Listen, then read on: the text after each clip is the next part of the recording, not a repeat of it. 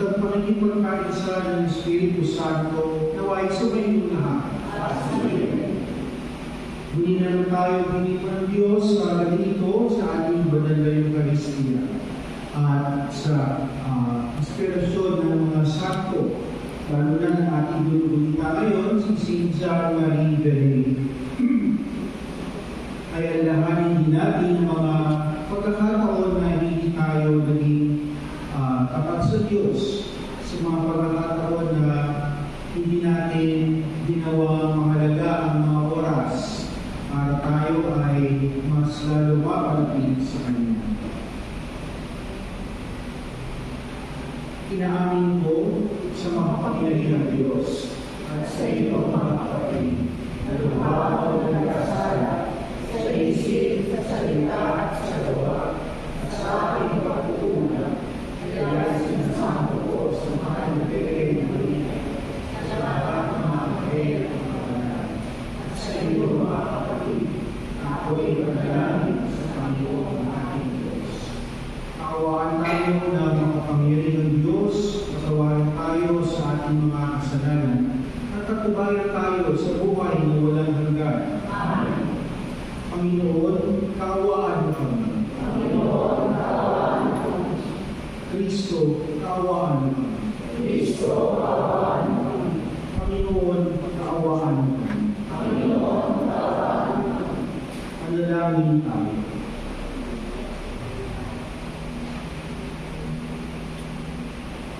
Ang manaming makapangyarihan, ginawa mong maging moderan sa pagmamalasakit sa kapwa, ang paring si San Juan Maria Vianney. Pakundangan sa kanyang huwag, pamumuhay at pagdalangin, mapagmalasakitan nawa namin ang kapwa-tao, alang-alang sa pag-ibig ni Kristo, para sila'y aming maakit sa iyo, at kaisa nila ay aming marating ang kaliwalhatian mo. Sa pamamagitan ni Yesu Kristo, kasama ng Espiritu Santo, magpasawala hanggan. Amen.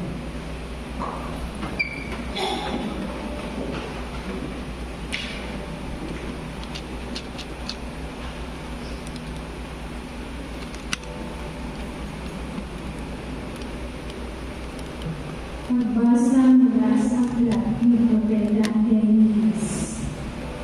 Kinausap ng Panginoon si Jeremias, at ito ang sinabi. Isulat mo lahat ang sinabi ko sa iyo.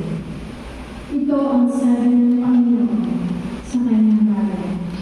Wala nang lunas ang iyong sakit. Mabigat ang pinsalang dinanas mo. Walang paggamutan sa iyong sugat. Wala ka ng pag-asang bumalik pa. Nilimot ka na ng lahat ng kaibigan mo. Wala na silang malasakit sa iyo. Ikaw dinampas ko, gaya ng pagsalakay ng isang kaaway. Buong matipid ang pinarusahan, sapagkat matindi ang iyong kasamaan at napakarami mong kasalanan. Huwag ka nang bumalingay sa iyong sakit. Wala nang lunas ang sugat mo. Ginawa ko ito sa iyo sapagkat napakalaki ng iyong kasamaan at napakarami mong kasalanan. Sinabi pa rin ng Panginoon, muli kong ibabang ang ngiti ni ako, pagpapalalo ko ang bawat aklan niya. Bawat lungsod na binasa ay muling tatayo, at ititindig ang bawat kusay. Ang mga tao roon ay aawit ng pagpupuli at magkakalingan sa tuwa. Sila'y aking pararamihin, paralanganan ko sila at wala nang hahamak sa kanila. Ibabalik ko ang kanilang kapangyarihan at sila'y magiging matatag sa harapan ko. Parurusahan ko ang lahat ng mga api sa kanila. Lilitaw ang isang pangulo na mula rin sa kanila. Aanyayahan ko siya, kaya siya naman lalapit sa akin. Sapagkat walang mga ahas na kusang lumapit sa akin. Kaya nga, Sila'y magiging aking bayan, at ako ang magiging kanilang Diyos. Ang salita ng Diyos. Panginoon mahahayag kapag Siyon ay natagal. Ang lahat ng bansa sa poon ay takot, maging mga hari sa buong sinuko. Kung iyon kayong pamilihan Siyon, ika'y mahahayag doon, Panginoon. Dahil na mahirap ay iyong dilingin, di mo tatanggihan ang kanilang tayo.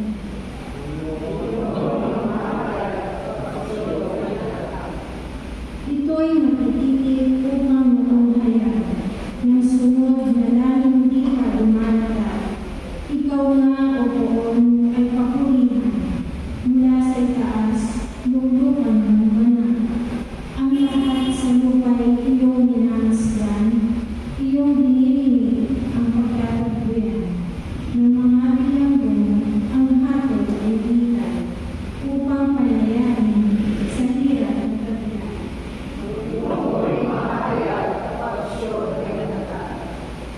At ang mga anak ng iyong mga lingkod, mamumuhay ng makapanatag ng loob. Magiging matatag ang kanilang angka. Sa pag-iingat mo, sila ay tatagal. Ano ba't ang iyong ngalay mahahayag? Sa Siyon, O poon, ika'y babagsak. Pag ang mga bansa ay nagsasama-sama sa banal na lungsod upang magsasamba.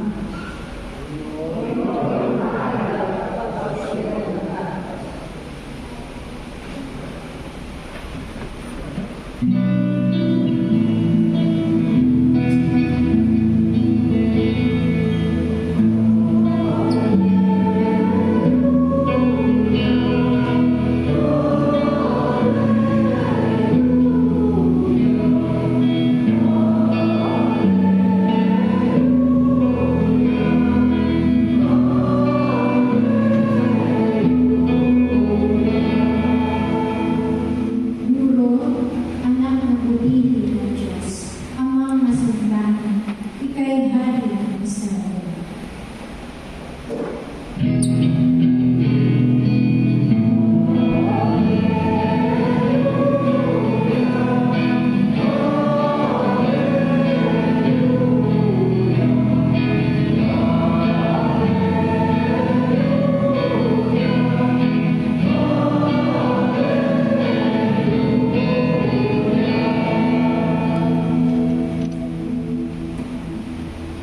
Sumayo ang Panginoon.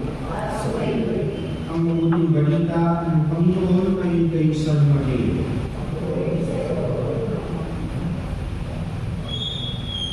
Noong panahon iyon, lumapit kay Jesus ang ilang Pariseo at ang mga eskribang galing sa Jerusalem.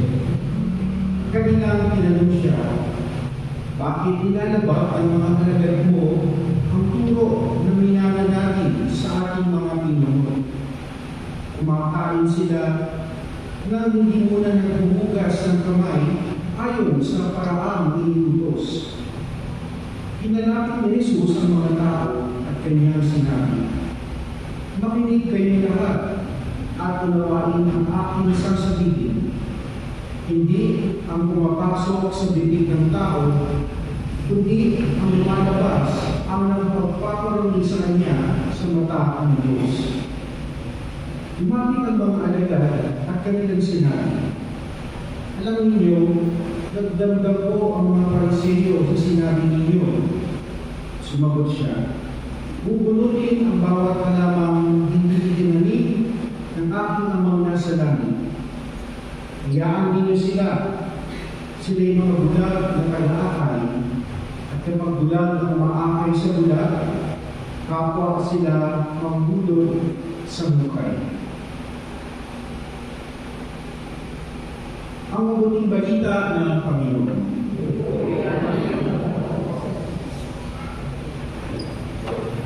Magandang gabi sa ating lahat. Tayo ay nag-uulita ngayon kay Cynthia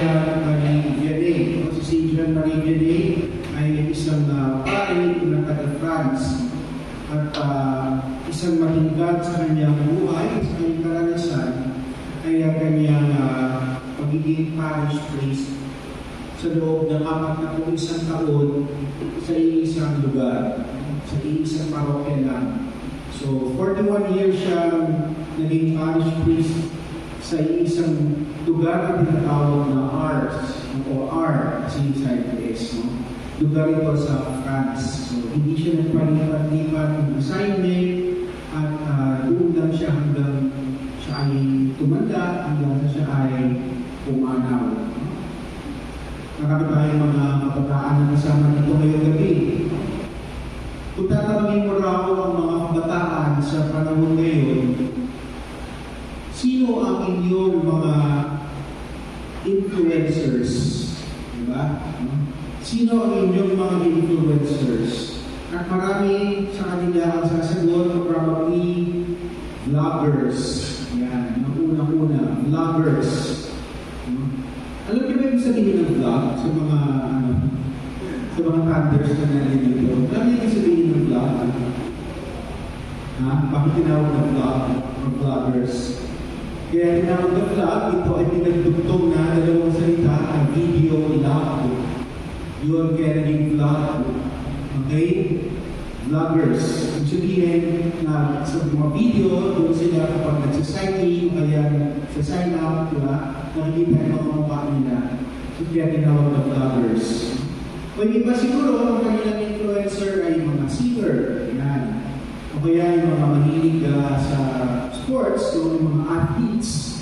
At syempre, sa mga mas matabata, mga gamers. Yan. Mga gamers. Alam natin na iba na ang mundo ngayon ng laro. At syempre, meron yung tinatawag na social media personalities. Yan, social media personalities. Kung sino sa kanila ang may million followers, yun. Totoo yun, kasi pag kita mo sa Facebook minsan, magugulat ka, parang sino ba itong tao? Diba? Parang hindi naman talaga siya kilala, pero million followers. No, parang, ano kaya nangyari ito? Pero million na sumusubaybay sa lahat na pinakalabas niya sa kanyang social media. Pagkagising sa umaga, magluluto ng almusal, maliligo, magpupuspos ng katawan, kaya tapos maglalaba, kakain, lahat ng gagawin niya sa buong hapon, yun lang na nakalagay, nakapost. O kaya, nakikipagkwentuhan, million na yung nanonood, o million ng followers. Pero ang tanong, do they really influence people to be better people? Kaya ngayong gabi ay binibigyan tayo ng isang influencer ng simbahan. Si St. John Marie Vianney. Wala siyang social media, wala siyang YouTube channel, wala siyang mga mamahaling equipment na ginagamit. At ginugol lang niya yung kanyang buhay sa isang village, sa isang village na tinatawag ng Ars. And yet, 160 years matapos ang kanyang kamatayan, millions of people throughout the world still look up to him. Totoo yan. Maaring hindi kayo lang hindi nakakilala sa kanya o hindi pamilya sa kanya. Pero sikat na sikat si St. John Marie Vianney. Siyempre sa ibang panig na mundo. Bakit? Kasi hindi lang siya nag-attract ng followers. Kung hindi, inilapit niya ang mga tao palapit kay Jesus. At narinig natin ngayon sa ating Ebanghelyo na si Jesus ay iniligsak ng mga Pariseo. Kasi sila ay masyadong nakatuon lang sa panlabas ng kanilang nakasanayan. Hindi sa pagbabago ng kanilang puso. Masyado silang busy para tignan yung mga panlabas na kaanyuan at hindi binibigyan ng pansin yung tunay na kalooban. At ngayong gabi, pinapaalala sa atin ni Jesus na hindi na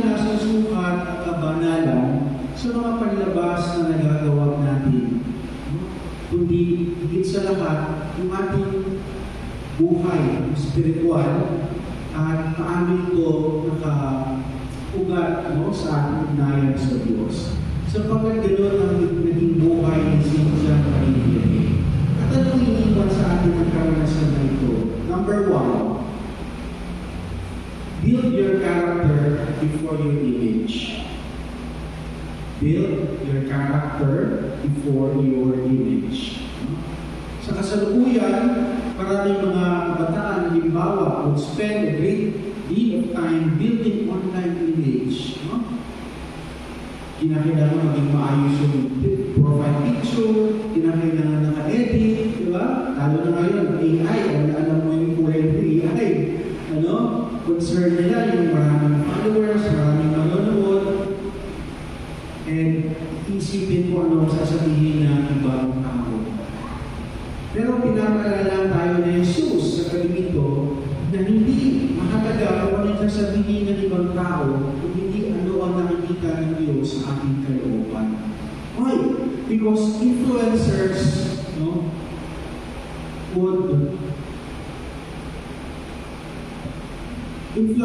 are fleeting. They would pass. Mawawala ang mga yan.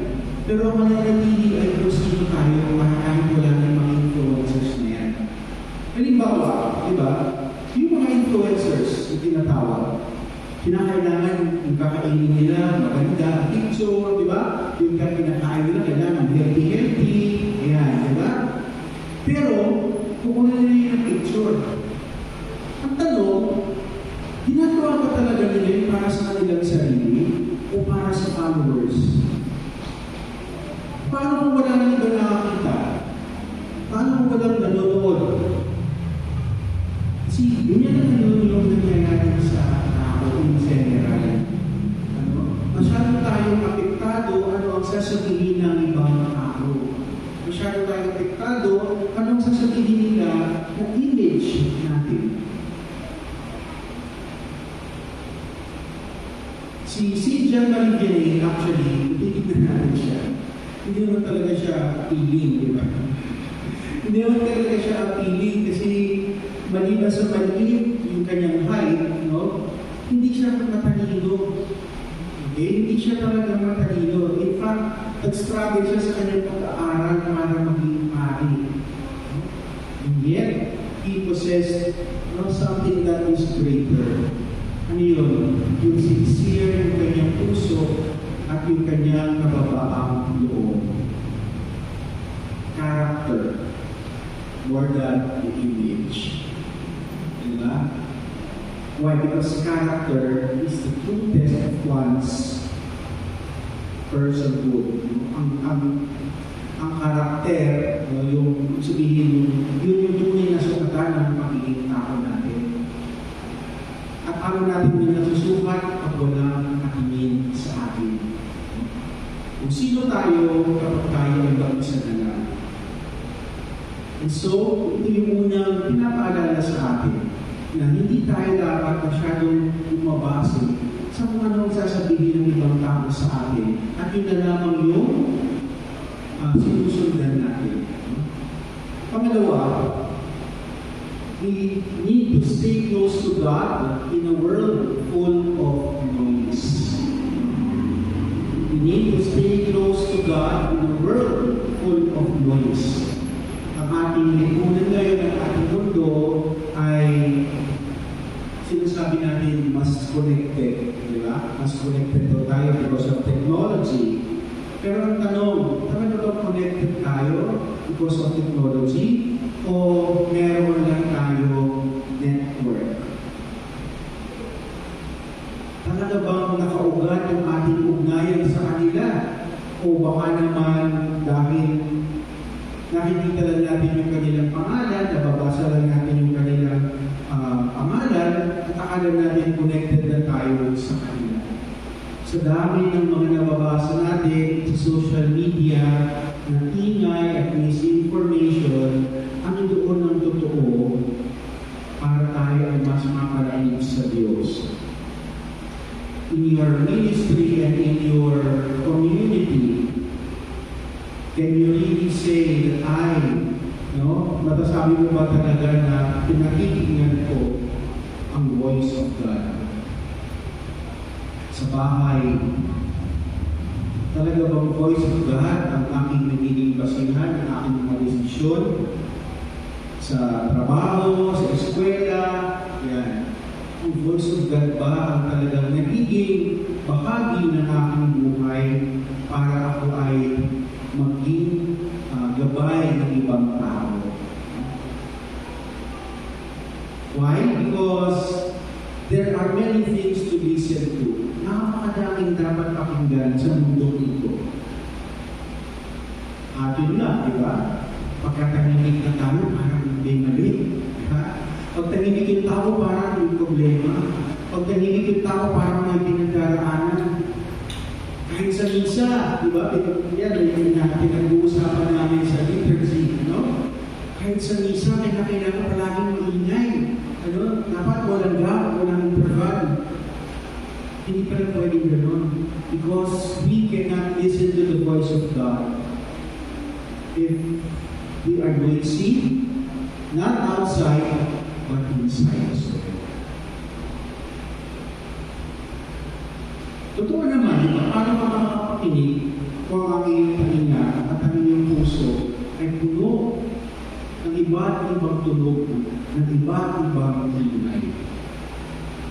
We can only listen to the quiet voice of God if there is silence.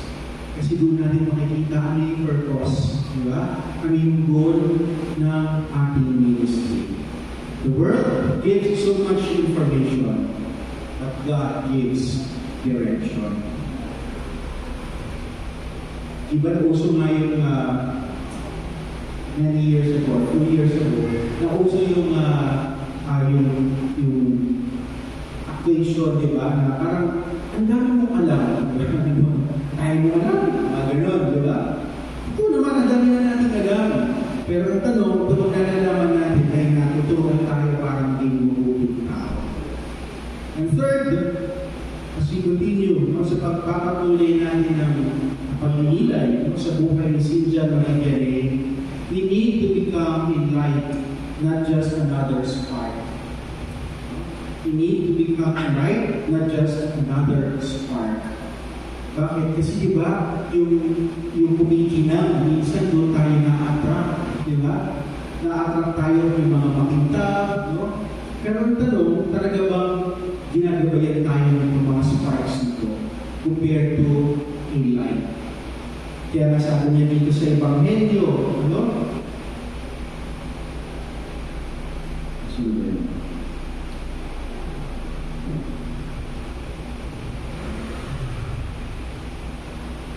Sila ay mga bulag na kadaakay, kapag bulag ang umakay sa bulag, kapwa sila mahuhulog sa buhay.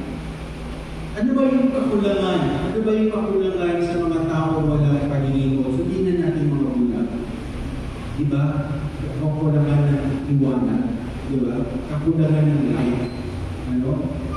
Ang ganun din ang sinabi ng Panginoong Jesus. Diba? Mag-ingat kayo sa mga aakay sa inyo na bulag din. Kasi kung pareho kayong bulag, pareho kayong papapahama. At sa panahon ngayon, marami ang mga bulag na nagmimistulang gabay ng ibang tao.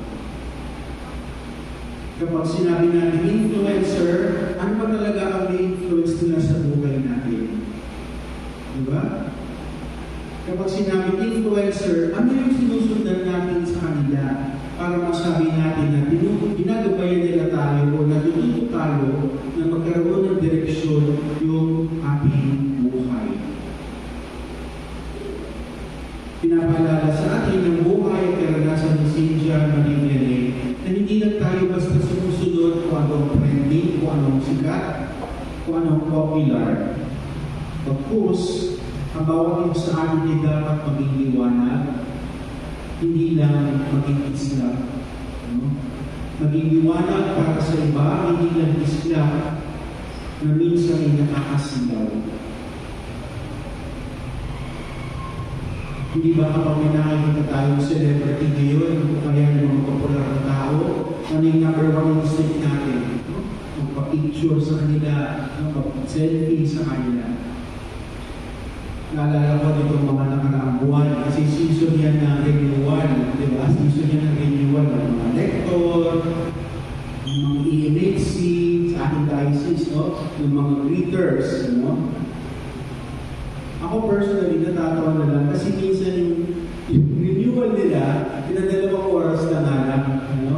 Tapos, minsan nauubos pa yung dalawang oras na yun sa kakaselfie kay Father, sa kakaselfie kay Bishop, ayan, ano? Lalo na nung mga nakaraang talks, yung mga renewal nila na si Bishop yung speaker, ay talaga naman, ano? Parang walang nakikinig doon sa mga instructions.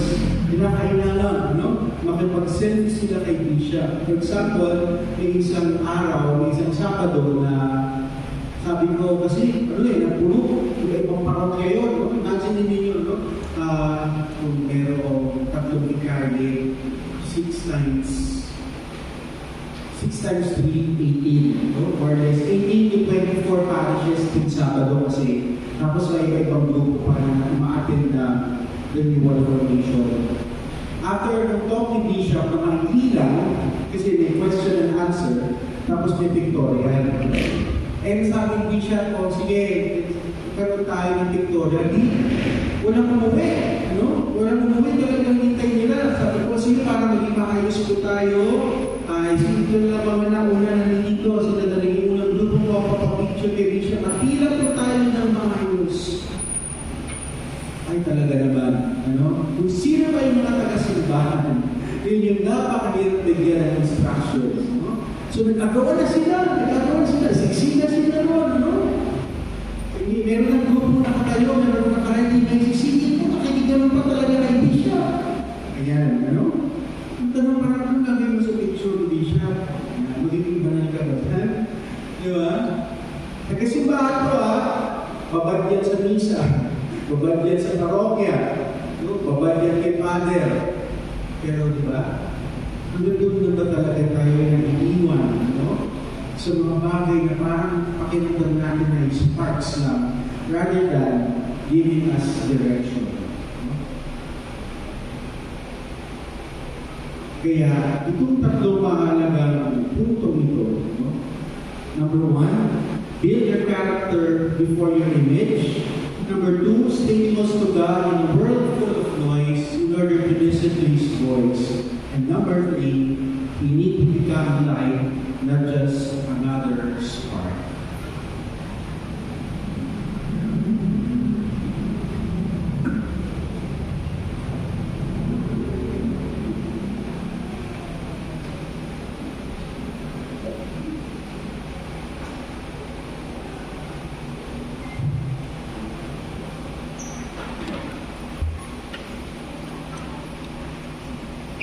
Mga kapatid, bihira natin naaalaala ang mga paring tumutulong sa atin sa bawat araw sa ating mga pangangailangan espiritual.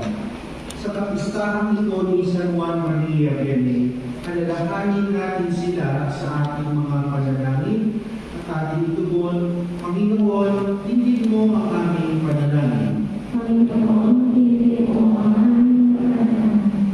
Ang ating mga paring inuway patnubayan ng banal na Espiritu sa pag-aakay nila sa atin sa daan ng kabanalan. Magkaroon nawa sila ng tunay na sisigasi sa pagliligtas ng mga kaluluwa. Manalangin tayo sa Panginoon. Ang mga kurang paroko, naway bukas loob na maglingkod sa simbahan at maging saksi sa mabuting balita na kanilang pinakahayag. Manalangin tayo sa ang mga laitong mananampalataya, naway makapagtulungan sa iba't ibang programa at pagkilos sa parokya. Manalangin tayo sa Panginoon. Sa kanila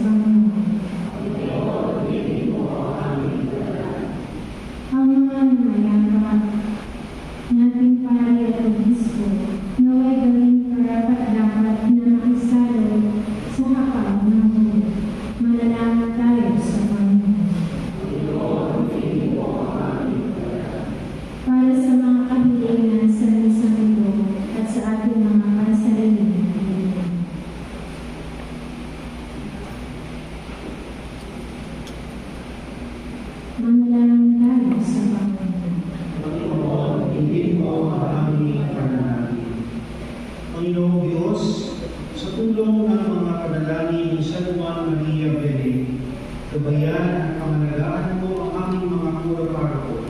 Hinihiling namin ito sa pamamagitan ni Kristo aming Panginoon. Amen.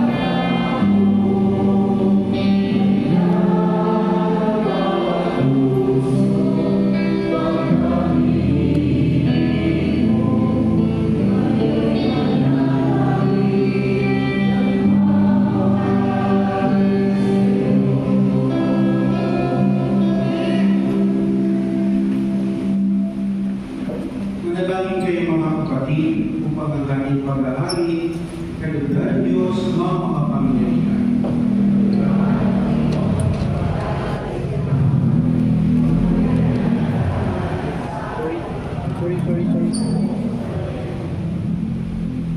Ama naming lumikha, dumudulog kami sa iyong kadakilaan upang ang kapangyarihan mo itinahakayag sa paghahari ng mga alay para gulitain ng mga banal ay magdulot sa amin ng pakikinabang sa kaloob mo kaligtasan sa pamamagitan ni Yesu Kristo kasama ng Espiritu Santo magpasawalang hanggan.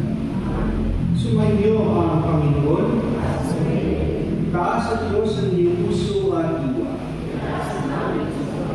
Pasalamatan natin ang Panginoon ating Diyos. Ama naming makapangyarihan, tunay ng karapat na ikaw ay aming pasalamatan. Nasa iyo ang aming buhay, pagkilos at pagkilan. Sa pag-ibig mong ipinunla sa sangkatauhan, ang Espiritu Santo ay unang aming bigay ng anak mong naglagak sa amin ng katiyakang nakalaang mabuhay kami sa piling mo kailanman. Kaya kaisan ang anghel na nagsisiawit ng papuri sa iyo, na walang upay sa kalangitan, kami nagbubunyi sa iyo kadakilaan.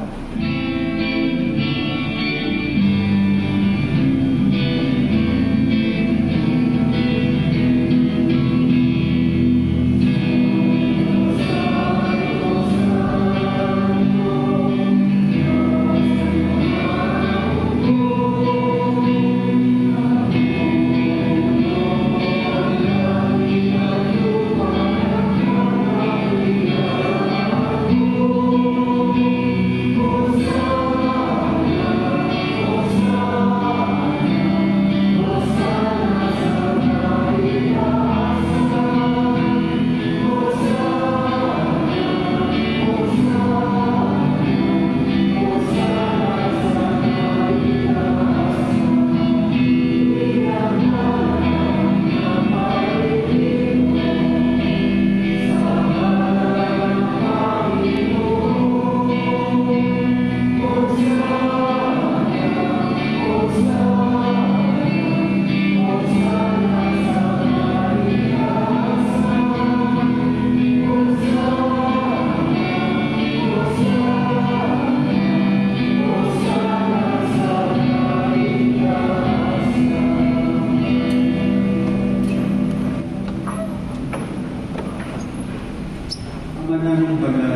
Ikaw ang buwan ng tanang kabanalan. Kaya sa pamamagitan ng iyong Espiritu, gawin mo banal ang mga hadok nito upang para sa amin maging katawan at dugo ng aming Panginoong Jesucristo. Bago niya pinagpinsa kung saan loob na maging handog, hinawakan niya ang tinapay, pinasalamatan kanya, pinaghati-hati niya iyon, inikabot sa kanyang mga alagad at sinabi, "Tanggapin ninyo lahat ito at kanin. Ito ang aking katawan na ihahandog para sa inyo."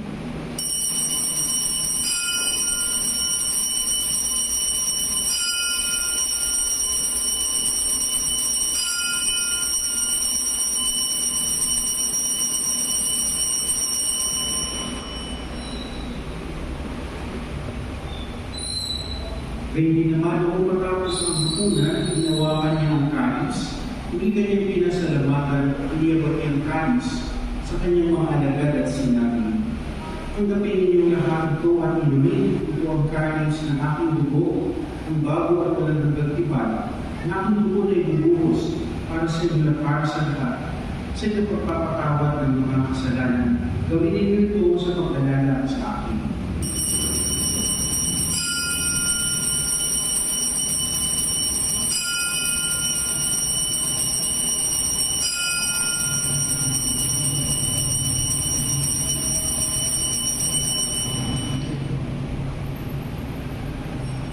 Ang misteryo ng pananampalataya.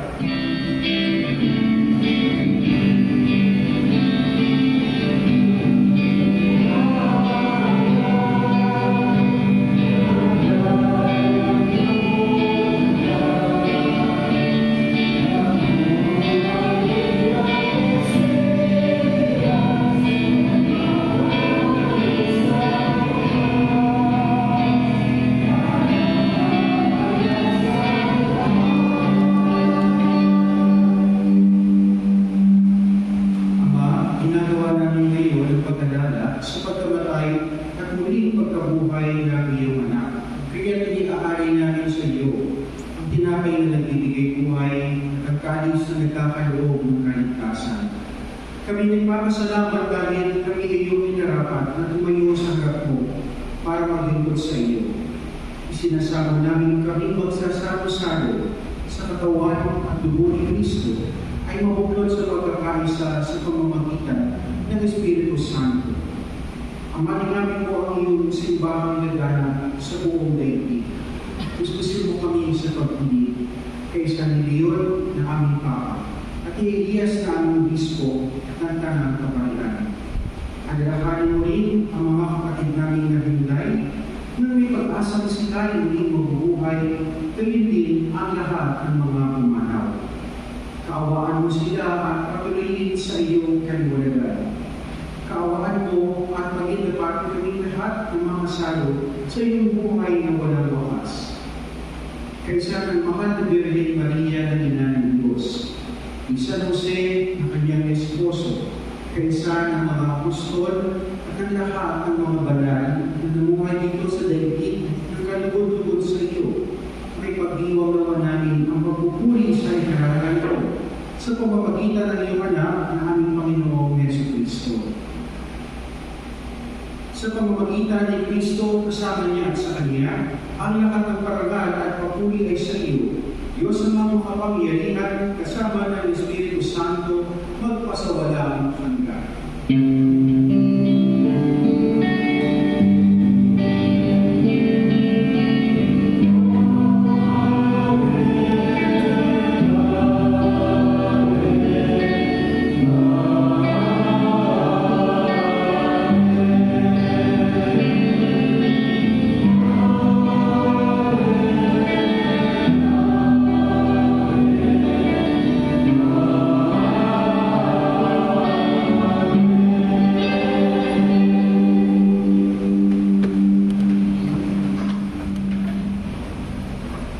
Tayo ay hindi po ng Diyos bilang kanyang mga anak, kaya tawagin natin siya na ating amang nasa langit.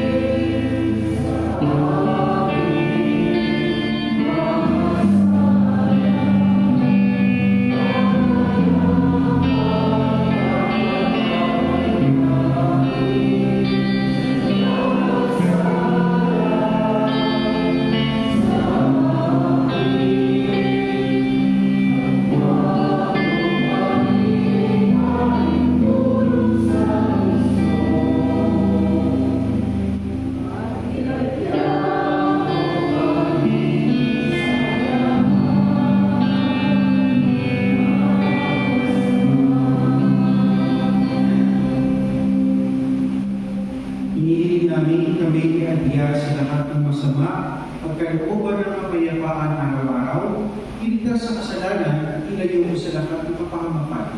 Samantalang aming pinananabikan ang dakilang araw ng pagpapahayag ng tagapagligtas namin si Yesu Cristo.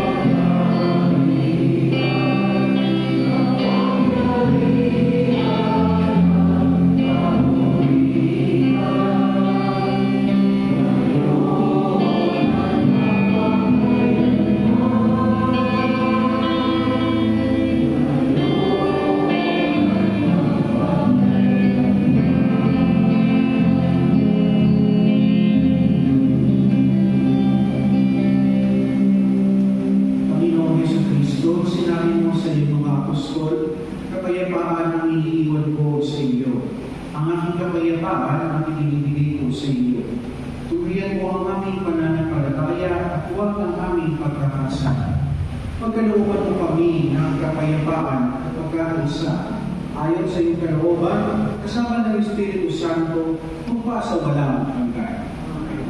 Kapayapaan ng Panginoon ay laging sumainyo. Maghigalan kayo ng kapayapaan sa isa't isa.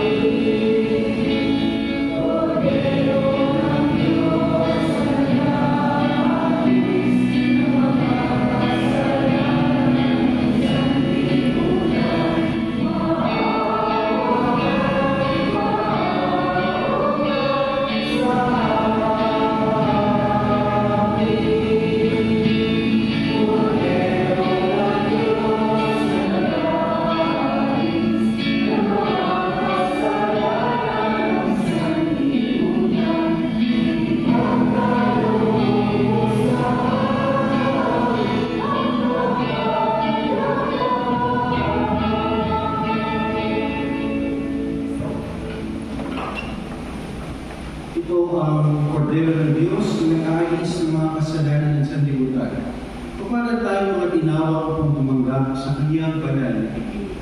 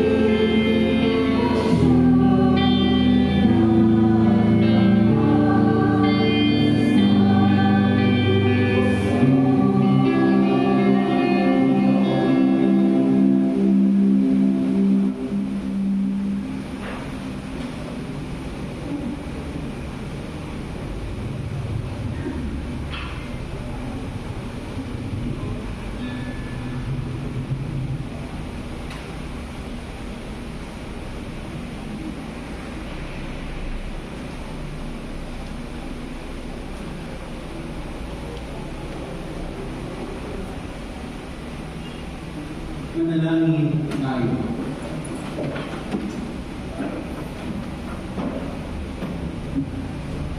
Ama naming mapagmahal, ang tinanggap naming banal at pakikinabang ay maghanda nawa para sa aming pagkakamit ng kaligayahan na inidulot kay San Juan Maria Vianney ng iyong pag-inap na maaasahan sa pamamagitan ni Jesucristo kasama ng Espiritu Santo magpa sa walang hanggan. Amen. Iyon ba ang announcement natin? Ano kayo mga announcements? Sige, gawin mo. Makuha lahat. Para yung hindi nyo pagka-announce yung coordinator. Gawin natin na magtahinig kayo.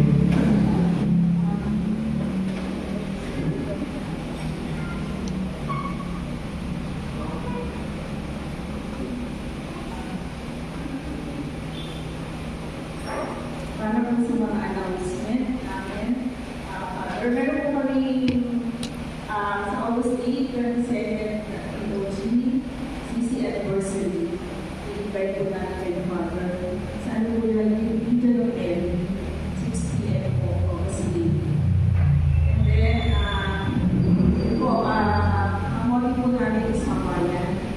At bawat sa grupo, meron kami presentation.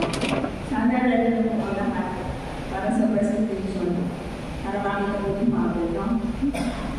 And then, reminder po ulit sa Paris Mamas program. Ito po sa mga hindi nag-start, sana po makapag-start na. And then, yung Paris class activity po, next week na lang po i-distribute yung mga tickets para sa group kasi na-IC po po natin.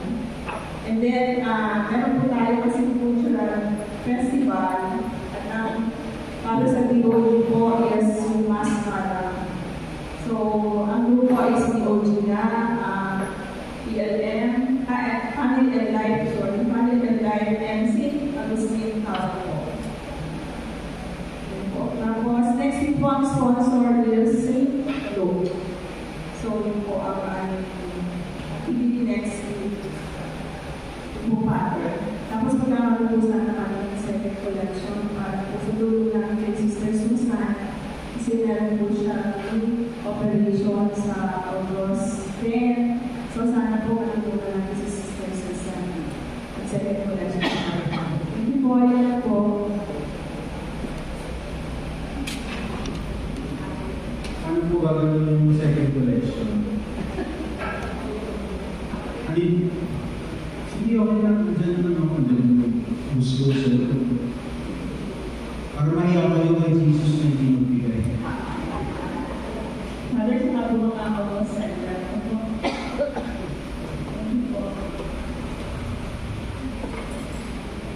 Kanta ka muna para hindi nila maramdaman ng pagbibigay nila.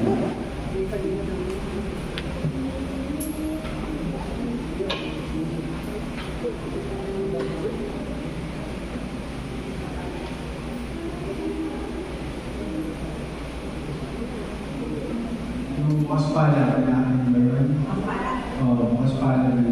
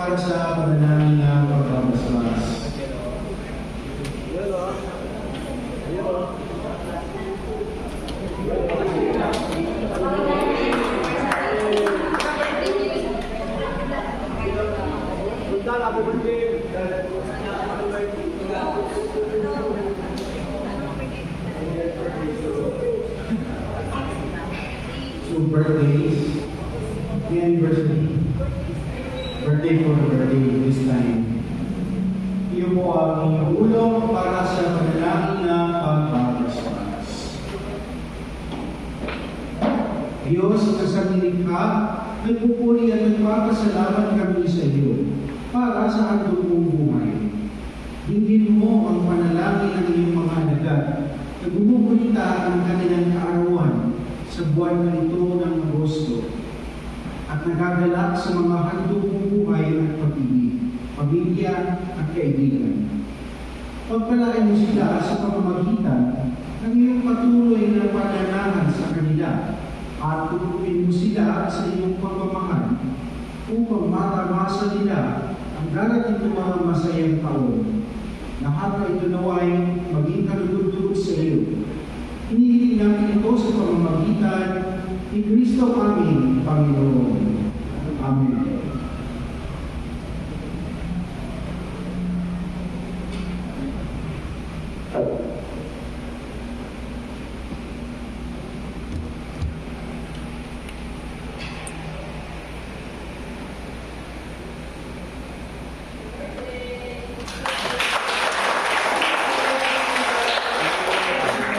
Ating pagbati sa lahat ng mga may birthday na August. No?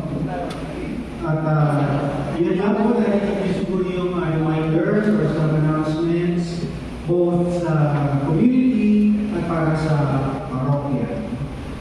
Again, we continue to acknowledge all our liturgical servers, ang ating lectors, ang ating upper servers, ang ating minister for the communion. Siyempre kasama rin natin yung mga leaders na nagpapalike sa atin. Siyempre, ang ating music ministry. Palapakan natin ang Panginoon.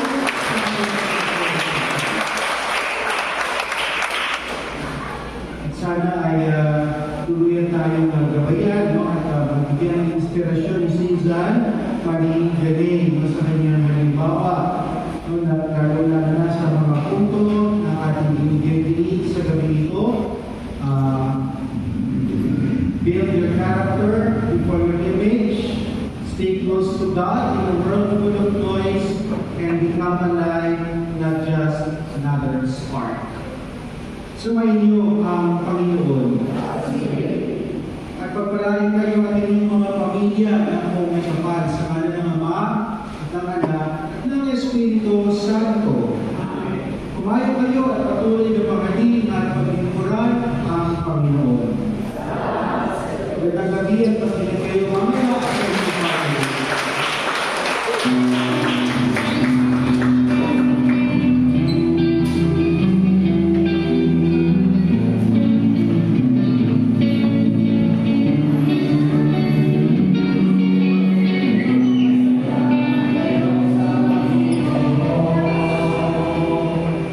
limutan ko, bago maka-overlook, siguro ngayon pala ay tulungan na natin ang ating family life ministry na ihanda ay susunod natin kasal ng parokya.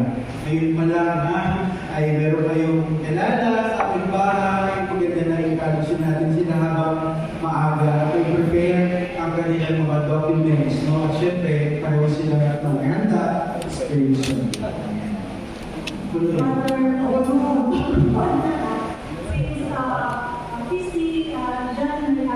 January 20. Happy feast day po. In behalf of family of the